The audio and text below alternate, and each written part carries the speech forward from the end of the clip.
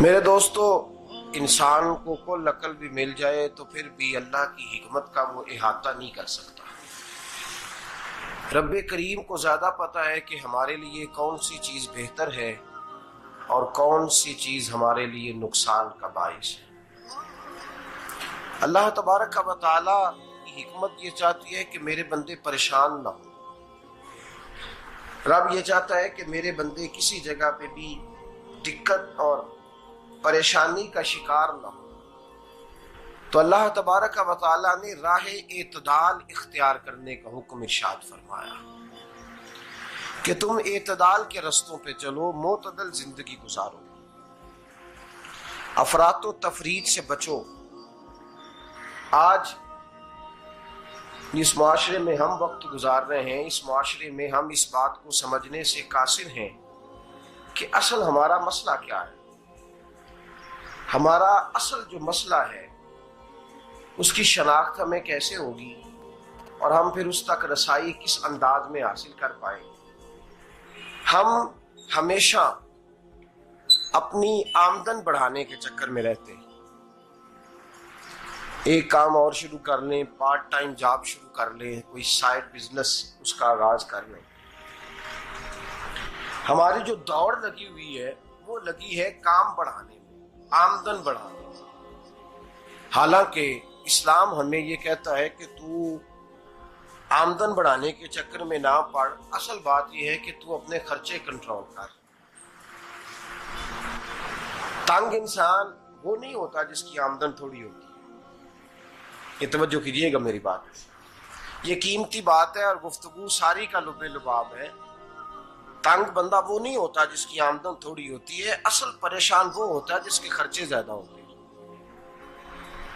اور ہمارا جو روزمرہ کا نقصان ہو رہا ہے نا، وہ آمدن کے معاملات میں نہیں ہو رہا۔ بنیادی نقص جو واقعہ ہو رہا ہے وہ یہ ہے کہ ہمارے اخراجات زیادہ ہیں، اور وہ اخراجات کسی اور نے نہیں بڑھائے، وہ خرچے ہم نے خود بڑھا لیے ہیں اور اب ہمیں اس کا نقصان بھگتنا پڑ رہا ہے۔ اور اگر آپ صحیح معنوں میں ٹٹولیں تو جو بہت امیر لوگ ہیں وہ تو ان خرچوں سے بچ گئے۔ میں نے بہت سارے ایسے ختمات میں شرکت کی ہے، میں بہت ساری ایسی جگہوں پہ گیا ہوں کہ جہاں لوگوں نے بڑا مختصر سا ختم دلایا ہے تو ہو گیا ہے ختم۔ ختم کے معاملے میں کب کسی نے پابندی لگائی ہے کہ اس میں 200 آدمی شریک ہوگا تو تب یہ سال ثواب صحیح ہو سکے گا؟ کون کہتا ہے؟ یا شادی کے موقع پر اگر سارے بہن بھائیوں کو نہ بلایا گیا تو میری شادی پایہ تکمیل تک نہیں پہنچے گی، اس میں برکت نہیں ہوگی، یہ کس نے فتویٰ دیا ہے؟ معتدل زندگی کا اسلام حکم دیتا ہے۔ میں پڑھ رہا تھا کہ ایک بہت بڑا صدر ہے، غالباً سوڈان کے صدر کی بات ہو رہی تھی، تو اپنے بیٹے کی بارات لے کے گیا تو 4 لوگ گئے ہیں بارات، اور 15 لوگوں کا اس نے اہتمام کیا اپنے گھر میں کھانا کھانے کا۔ تو کیا شادی ہو گئی کہ رک گئی؟ تو بھائی راگ الاپنا اس بات کا کہ بڑی پریشانی ہے، کوئی سائیڈ بزنس شروع کیا جائے فلان جگہ فلان جگہ فلان جگہ، تو اصل معاملہ یہ ہے کہ پہلے ایک بندہ کماتا ہے تو پھر بھی گھر ہی چلتا ہے، پھر بڑا بیٹا ساتھ شامل ہوتا ہے تو پھر بھی گھر ہی چلتا ہے، پھر منجلا بیٹا شامل ہوتا ہے تو پھر بھی گھر ہی چلتا ہے۔ جو رونا دادا جی رویا کرتے تھے کہ بڑی مصیبت ہے، بڑی مشکل ہے، گاؤں میں رہ اکیلے ہوتے تھے اور وہ 5 بچوں کو اور 4 بچیوں کو وہ پالتے تھے، تو جو وہاں پریشانی تھی وہی آج پریشانی شہر میں آ کر پڑھ لکھ کر موٹی تنخواہ لے کر وہی پریشانی ہمیں ہے۔